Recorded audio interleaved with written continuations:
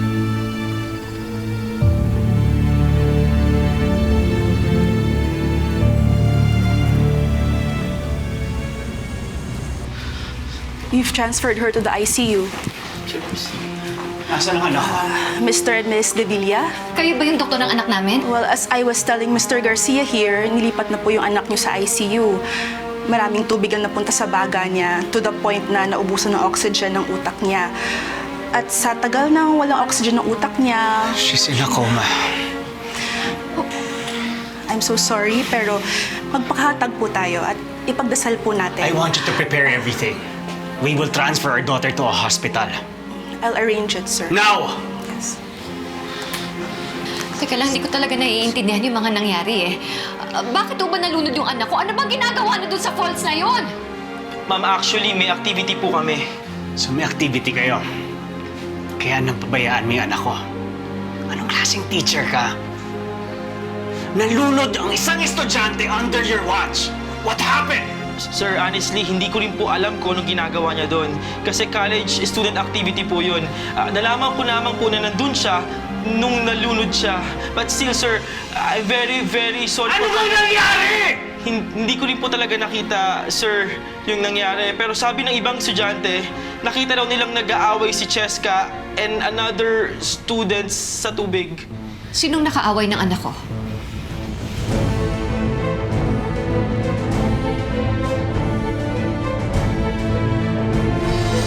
Lori, si Crisel. Si Crisel yung umata kay Jessica sa ilalim ng tubig. Di ba gusto mong mabuhay? Konektado ka sa kanya. Ikaw ang huling niyang nakita.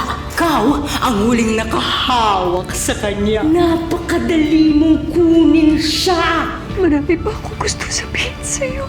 Mahal na mahal kita. Kaya nasasaktan ako tuwing sinasabi mo sa akin na ampun ka lang. Kasi para sa akin tunay kitang anak. Bata pa lang ako nawala na sa akin ni tatay at saka si Crisel. At ayoko maranasan yun ng ibang tao ng kahit na sino, lalong-lalo na si Ma'am Geraldine. Papa, what's happening? Nurse! Please save my daughter. Please gawin niyo ang lahat.